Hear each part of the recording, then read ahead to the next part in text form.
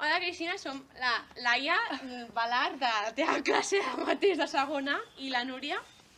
I bueno, venim a presentar el dia d'avui el teorema de Tales, que ja que el podem fer perquè són dos triangles semblants, doncs mesurarem l'altura de la canasta.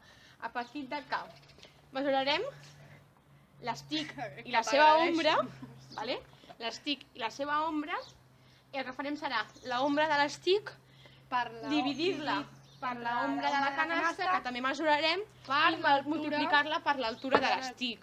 I ens donarà l'altura de la canasta, que després prèviament mesurarem amb la cinta mètrica per comprovar si ho hem fet bé o ho hem fet malament. Vale, Cristina, hem decidit que l'estic era una pèssima idea, així que hem anat a buscar un pal d'escombra. La Laia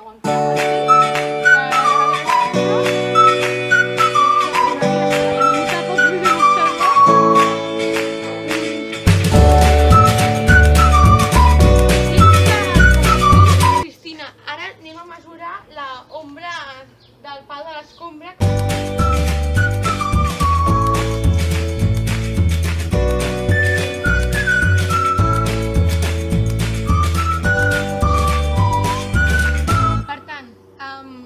L'ombra de la canasta dona 198,5 centímetres.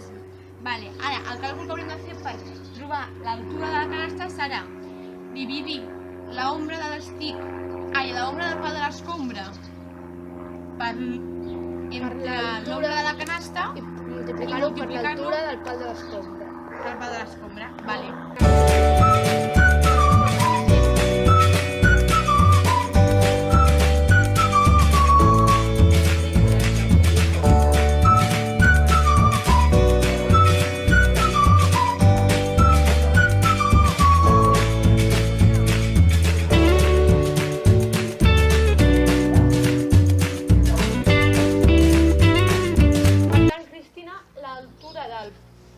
d'aquest pal d'aquí és 251,94 centímetres.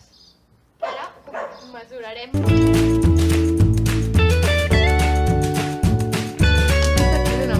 Cristina, hem mesurat manualment amb la cinta mètrica a l'altura de la canasta, fins al tablero, i ens dona 149.